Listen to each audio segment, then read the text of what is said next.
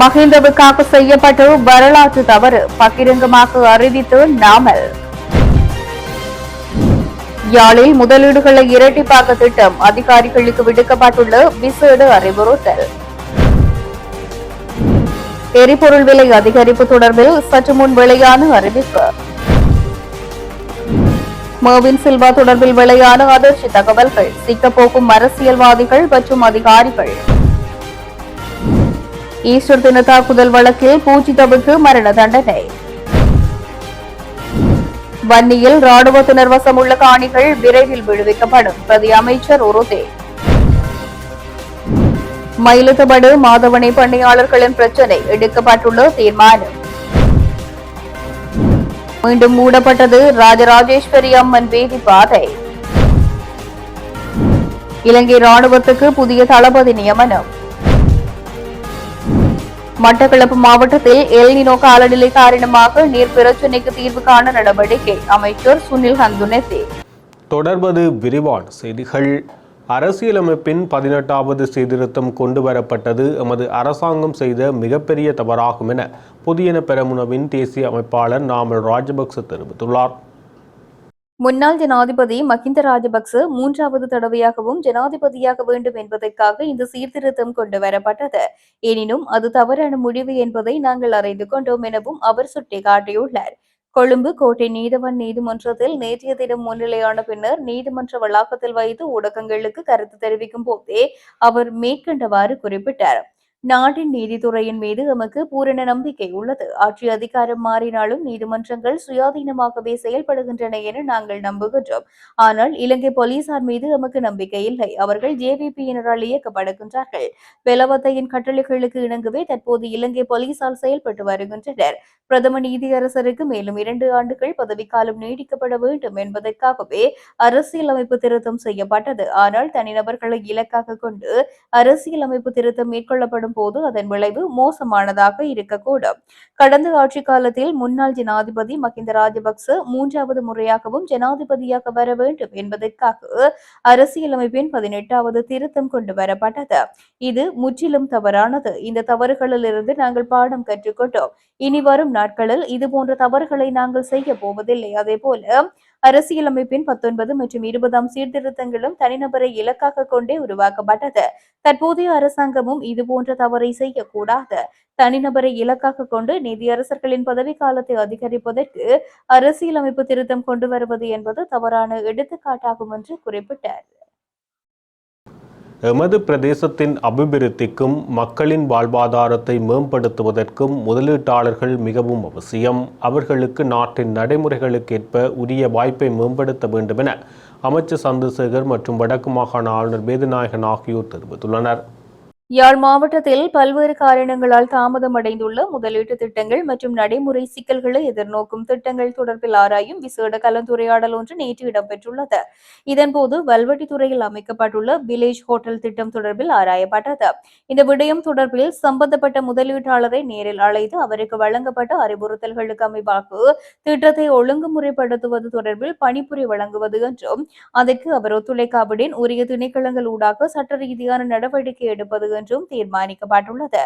முதலீடுகளை நாம் வரவேற்கும் அதேவேளை சட்டத்துக்கு முரணான செயல்பாடுகளை ஒருபோதும் அனுமதிக்க முடியாது என இதன்போது திட்டவட்டமாக தெரிவிக்கப்பட்டது. அத்துடன் ஊர்காவற்துறை பருத்தி அடைப்பு பகுதியில் முன்னெடுப்பதற்காக முன்மொழியப்பட்டுள்ள நலன்புரி நீர் உயிரின வளர்ப்பு அபிவிருத்தி திட்டம் தொடர்பில் ஆராயப்பட்டது. இந்த திட்டம் குறித்து பிரதேச செயலாளர், கடற்தொழில் மற்றும் நேரியல் வளங்கள் திணைக்களம், கரையோர பாதுகாப்பு திணைக்களம் ஆகியன இணைந்து அப்பிரதேச மக்களை சந்தித்து திட்டத்தின் நன்மைகள் தொடர்பில் விளக்கம் அளித்து தெளிவுபடுத்திய பின்னர் தொடர் முடிவுகளை எடுக்குமாறு பணிக்கப்பட்டது. அரியாலையில் அமைப்பதற்காக முன்மொழியப்பட்டுள்ள யாழ்ப்பாண கரையோர கலாச்சார ஓய்விட திட்டம் குறித்து அவதானம் செலுத்தப்பட்டது. திட்டத்துக்கான கோரிக்கைகள் முன்வைக்கப்பட்டுள்ள நிலையில் கடற்தொழில் மற்றும் நீரியல் வளங்கள் திணைக்கள பணிப்பாளர் நாயகத்தின் அனுமதி கிடைக்கப்பெற்ற பின்னர் அதனை பிரதேச செயலுக்கு நில பயன்பாட்டு குழு கூட்டத்தில் சமர்ப்பித்து ஏனைய நடவடிக்கைகளை தொடர்வது என முடிவு செய்யப்பட்டது. இந்த கலந்துரையாடலில் நாடாளுமன்ற உறுப்பினர் ரஜீவன், வடக்கு மாகாண ஆளுநரின் செயலாளர், நகர அபிவிருத்தி அதிகார சபையின் மாகாண பணிப்பாளர், யாழ்ப்பாண மாவட்ட செயலுக்கு திட்டமிடல் பணிப்பாளர் உள்ளிட்ட பலர் கலந்து கொண்டனர். ஆகஸ்ட் மாதத்தில் எரிபொருள் விலையில் எந்த மாற்றமும் இருக்காது என இலங்கை பெட்ரோலிய கூட்டுத்தாபனம் தெரிவித்துள்ளது. இது தொடர்பான அறிவிப்பு இன்று பிற்பகல் வெளியிடப்பட்டுள்ளது.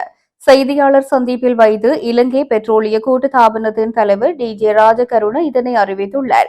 அதன்படி தற்போது நடைமுறையில் உள்ள 92 ரக ஆக்டைன் பெட்ரோலின் விலை 414 ரூபாவாகவும், 95 ஆக்டைன் பெட்ரோல் விலை 495 ரூபாவாகவும், லங்கா ஆட்டோ டீசல் விலை 382 ரூபாவாகவும், லங்கா சூப்பர் டீசல் விலை 478 ரூபாவாகவும் விற்பனை செய்யப்படும் என்று அவர் மேலும் தெரிவித்துள்ளார்.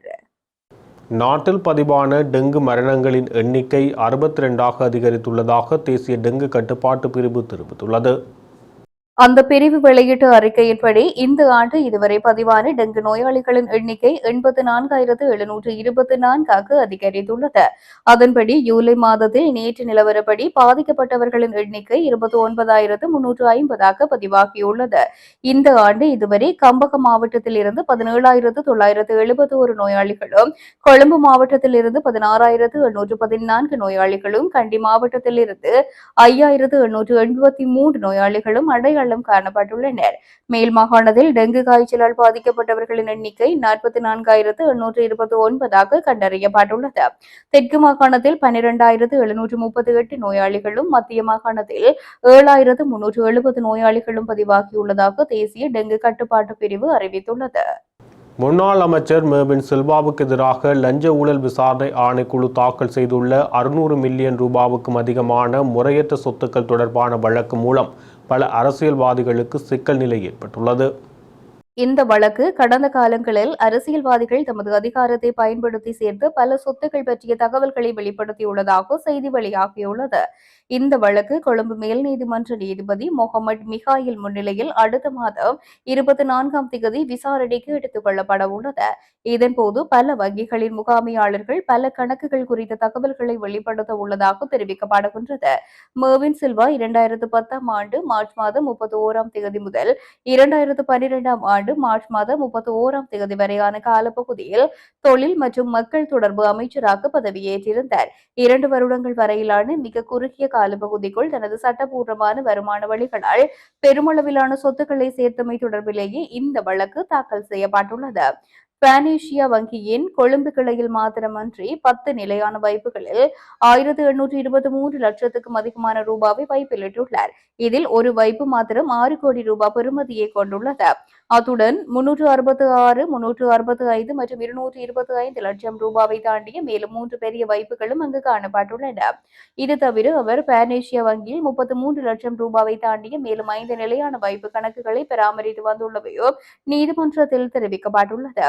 தனது மனைவியும் முன்னாள் நாடாளுமன்ற உறுப்பினருமான ஜே மேரி லூசிடா சில்வா மற்றும் மகன் மாலக மனோஜித் சில்வா ஆகியோருடன் இணைந்து பல கூட்டு கணக்குகளையும் அவர் பராமரித்து வந்துள்ளார்.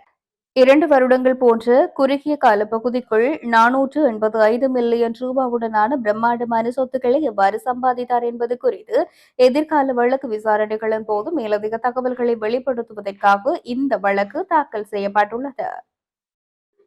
ஈஸ்டர் ஞாயிறு தினத்தன்று நடந்த பயங்கரவாத தாக்குதலை தடுக்க தவறியமை, கொலைகளுக்கு உடந்தையாக இருந்தமை ஆகிய குற்றங்களுக்காக முன்னாள் போலீஸ் மா அதிபர் பூஜ்ய ஜெயசுந்தரவுக்கு கொழும்பு மேல் நீதிமன்றம் மரண தண்டனை விதித்து தீர்ப்பளித்துள்ளது.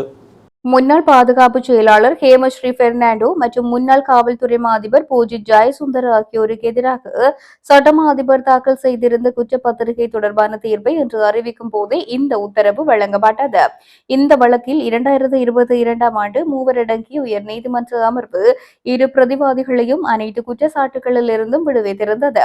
எனினும் அந்த தீர்ப்பை எதிர்த்து சட்டமா அதிபர் தாக்கல் செய்த மேன்முறையீட்டை விசாரித்த உச்சநீதிமன்றம் விடுதலை தீர்ப்பை ரத்து செய்து பிரதிவாதி பாதுகாப்பு சாட்சிகளை மீண்டும் பதிவு செய்து வழக்கை மறு விசாரணைக்கு உட்படுத்துமாறு உத்தரவிட்டிருந்தது. அதன்படி வழக்கு மீண்டும் விசாரணைக்கு எடுத்துக் கொள்ளப்பட்ட நிலையில் இன்று கொழும்பு நிரந்தர 3 அடங்கிய விசேட உயர் நீதிமன்றம் தனது தீர்ப்பை வழங்கியுள்ளது.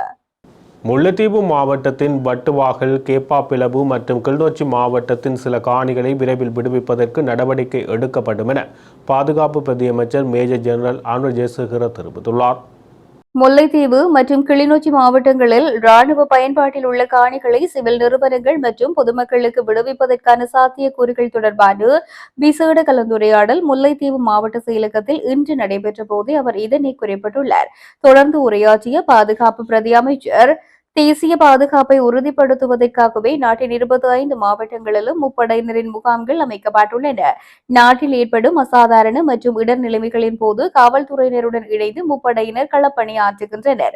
போர் நிறைவுற்ற 2009ஆம் ஆண்டிலிருந்து 2024ஆம் ஆண்டு டிசம்பர் மாதம் வரை 9480 ஏக்கர் காணிகள் விடுவிக்கப்பட்டுள்ளன. எமது அரசாங்கம் ஆட்சி பொறுப்பேற்ற பின்னர் இந்த ஆண்டு ஜூன் மாதம் வரை 615 ஏக்கர் காணிகள் விடுவிக்கப்பட்டுள்ளன. தொடர்ந்தும் கலந்துரையாடல்கள் மூலம் மக்களின் காணிகளை விடுவிக்க நடவடிக்கை எடுப்போம் என்றும் தெரிவித்தார். இதேவேளை கிளிநொச்சி மாவட்ட செயலாளர் முரளிதரனால் கனகாம்பிகை குளத்தில் காணி விடுவிப்புக்கான கோரிக்கை முன்வைக்கப்பட்டதுடன் ராணுவ முகாமின் வேலையை 10 மீட்டர் தூரம் பின்னோக்கி நகர்த்துவதன் மூலம் 3 குடும்பங்களுக்கு சொந்தமான 1.5 ஏக்கர் காணியை விடுவிக்க முடியும் என அவர் சுட்டிக்காட்டிய நிலையில் இதனை சாதகமாக பரிசீலித்து நடவடிக்கை எடுப்பதாக பாதுகாப்பு பிரதி அமைச்சர் தெரிவித்திருந்தார்.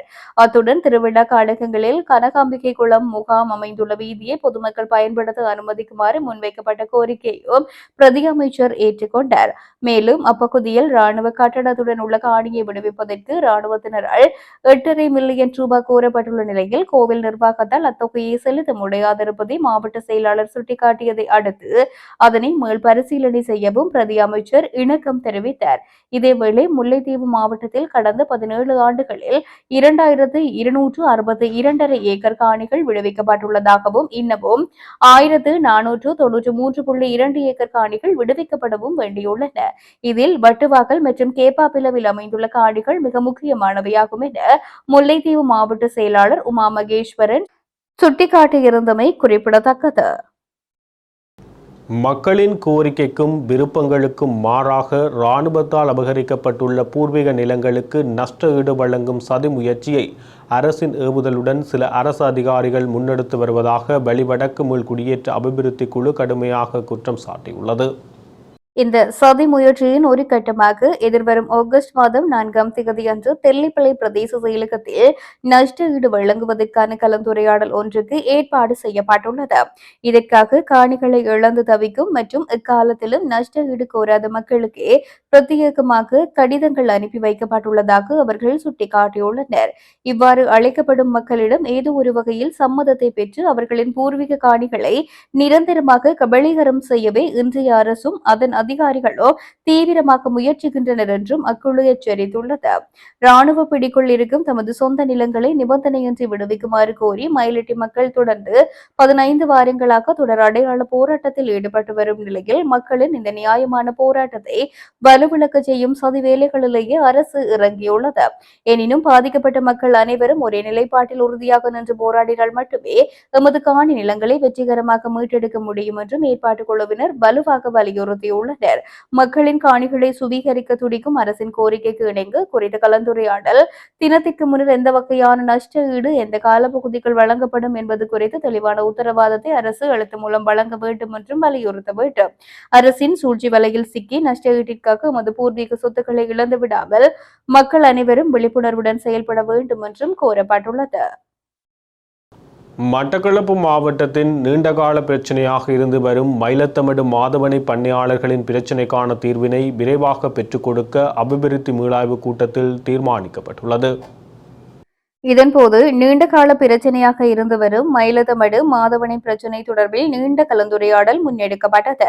ஜனாதிபதி மட்டக்களப்புக்கு வருகை தந்த போது மகாவலியூடாக கால்நடை பண்ணையாளர்களுக்கு காணி ஒதுக்கீடு செய்வது தொடர்பில் வழங்கிய உறுதிமொழி தொடர்பில் ஆராயப்பட்டது.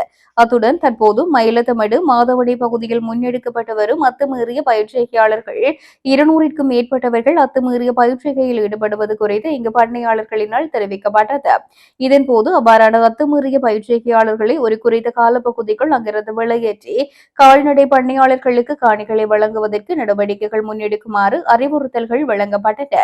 குறிப்பாக வனலாகாவினர் இந்த விடயங்களில் பக்கச்சார்பாக செயல்படுவதாகவும் பட்டிப்பளை மயிலத்தமடு போன்ற பகுதிகளில் காடுகளை வெட்டி அத்துமீறிய பயிற்சிகளை முன்னெடுக்கும் போது அது தொடர்பில் நடவடிக்கை எடுப்பது இல்லை எனவும் சாதாரண நபர்கள் இவ்வாறு செய்தால் வழக்குகளை தாக்கல் செய்வதாகவும் இதன்போது சுட்டிக்காட்டப்பட்டது.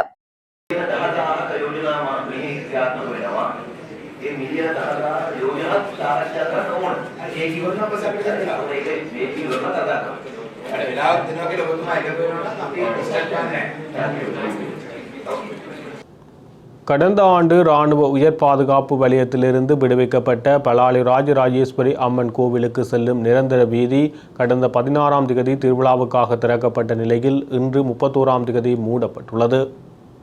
ஏற்கனவே கடந்த ஆண்டு ஆலய பகுதி விடுவிக்கப்பட்ட போதும் மக்கள் செல்லும் வீதி மக்களின் காணியூடாகவே தற்காலிக பாதையூடாகவே செல்லும் வகையில் திறக்கப்பட்டதுடன் நிரந்தர பாதை மூடப்பட்டே இருந்தது. எனினும் சில நாட்களில் அப்பகுதியில் உள்ள மக்கள் தங்கள் காணியை சுற்றி வேலி அமைத்ததால் மக்கள் ஆலயத்துக்கு செல்ல முடியாத நிலை ஏற்பட்டது.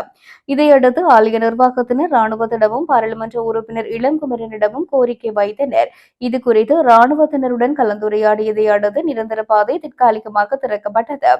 இதையடுத்து ஆலயத்துக்கு வருபவர்கள் அடையாள அட்டை இலக்கம் பதியப்பட்ட பின்வீதியால் செல்ல அனுமதிக்கப்பட்டிருந்தனர். இவ்வாறான நிலையில் நேற்று திருவிழா முடிந்த நிலையில் இன்று 31ஆம் திகதியுடன் நிரந்தர பாதை மூடப்பட்டுள்ளது. இனி ஆலயத்துக்கு செல்வதாயின் ஏற்கனவே முன்னர் இருந்து தற்காலிக வீதியில் மக்களின் காணியூடாகவே செல்ல முடியும் என்பதுடன் அவர்கள் தங்கள் காணியில் வேலி அமைத்ததால் சிரமப்பட்டே நடந்து செல்ல முடியும். இவ்வாறான சூழ்நிலையில் நிரந்தர வீதி திறக்கப்படாததால் ஆலயத்தை புனரமைப்பு செய்ய நடவடிக்கை எடுக்க முடியாத நிலை உள்ளமையும் குறிப்பிடத்தக்கது. இலங்கை இராணுவத்தின் 26வது இராணுவ தளபதியாக லெப்டினன்ட் ஜெனரல் நிலந்த பிரேமரத்ன நியமிக்கப்பட்டுள்ளார். நாட்டின் பாதுகாப்பையும் ராணுவத்தின் நிர்வாகத்தையும் திறம்பட வழிநடத்தும் நோக்கில் இந்த உயரிய பதவி நியமனம் வழங்கப்பட்டுள்ளது. புதிய தளபதியாக பொறுப்பேற்கும் அவர் ராணுவத்தின் பல்வேறு முக்கிய பிரிவுகளில் பணியாற்றிய நீண்ட கால மற்றும் அனுபவம் மிக்க சேவை பின்னணியை கொண்டவர் ஆவார். இவர் இதற்கு முன்பு ராணுவத்தின் பிரதான அதிகாரியாகவும் கிழக்கு பாதுகாப்பு படை தளபதியாகவும் மற்றும் ராணுவ ஊடக பணிப்பாளராகவும் பணியாற்றியுள்ளார். தற்போதைய எல்னினோ காலநிலையினால் மட்டக்களப்பு மாவட்டத்தில் ஏற்பட்டுள்ள குடிநீர் பிரச்சினையை சீர் செய்யும் வகையில் புதிய திட்டங்களுக்கு இன்று வெள்ளிக்கிழமை மாவட்ட அபிவிருத்தி குழு கூட்டத்தில் நீர்வளங்கள் வடிகாலமைப்பு சபைக்கு அனுமதிகளை வழங்கியுள்ளதாக தொழில் முயற்சியாண்மை அபிவிருத்தி அமைச்சரும் மட்டக்களப்பு மாவட்ட அபிவிருத்தி குழு தலைவருமான சுல் ஹந்துன்னெத்தி தெரிவித்துள்ளார். மட்டக்களப்பு மாவட்டத்தில் அரசுகளினால் ஒதுக்கப்பட்ட நிதிகளில் அதிகபட்சமான தொகை இந்த ஆண்டே ஒதுக்கீடு செய்யப்பட்டுள்ளதாகவும் அவர் தெரிவித்தார். இதன்போது கருத்து தெரிவித்த அவர் இந்த 2026ஆம் ஆண்டிற்கு நாம் 10,455 மில்லியன் ரூபாய் செலவில் 2,573 திட்டங்களை செயல்படுத்துகின்றோம். சமீப காலத்தில் மட்டக்களப்பு மாவட்டத்துக்கு அரசின் மூலம் ஒதுக்கப்பட்ட அதிகபட்ச நிதி தொகை இந்த ஆண்டிலேயே ஒதுக்கப்பட்டுள்ளது. அதில் அனைத்து கட்சிகளையும் சார்ந்த பாராளுமன்ற உறுப்பினர்களின் 204 திட்டங்களுக்காக 60 மில்லியன் ரூபாவும் 10 பாலங்களுக்காக 243 மில்லியன் ரூபாவும் 43 கிராமிய வீதிகளுக்காக 250 மில்லியன் ரூபாவும் பிரஜாசக்தி திட்டத்தின் 127 பணிகளுக்காக 666 மில்லியன் ரூபாவும் ஒதுக்கப்பட்டுள்ளது. மேலும் கடந்த ஆண்டு வீடற்றவர்களுக்கு 272 வீடுகளை கட்டித்தந்த நிலையில் இந்த ஆண்டு அதனை 521ஆக உயர்த்தி அதற்காக 1064 மில்லியன் ரூபாவை ஒதுக்கியுள்ளோம். சிறப்பு திட்டமாக கிராமப்புறங்களில் உள்ள சிறு தொழில் முனைவோருக்கும் பெண்களுக்கும் தங்களது வீடுகளிலேயே பண்ணைகளை அமைத்துக் கொள்வதற்காக 19 மில்லியன் ரூபாய் ஒதுக்கப்பட்டுள்ளது. அப்பண்ணைகள் மூலம் கிடைக்கும் முட்டைகளை அக்கிராமத்தில் உள்ள பாடசாலை மாணவர்களின் சத்துணவு திட்டத்திற்கு வழங்கி கிராமப்புற பொருளாதாரத்தை சீரமைப்பதே இதன் நோக்கமாகும். வரவிருக்கும் எல்னினோ சூழலால் மட்டக்களப்பில் குடிநீர் தட்டுப்பாடு ஏற்படும் ஆபத்து உள்ளது. தற்போதே உன்னிச்சை மற்றும் வாழைச்சேனை சுத்திகரிப்பு நிலையங்களின் கொள்ளளவு போதாமல் உள்ளது. எனவே கோரளைப்பற்று வடக்கு, வாகநேரிக்குளம் மற்றும் போரதீவு பற்று பகுதியில் உள்ள ஹெமுதுருவ குளம் ஆகியவற்றை பயன்படுத்தி புதிய குடிநீர் திட்டங்களை தொடங்குவதற்கும் அக்குளங்களிலிருந்து நீரை பெற்று சுத்திகரித்து விநியோகிப்பதற்கும் நீர் வழங்கல் வடிகாலமைப்பு சபைக்கு இன்றைய ஒருங்கிணைப்பு குழு கூட்டத்தில் அனுமதி வழங்கப்பட்டுள்ளது என்றார்.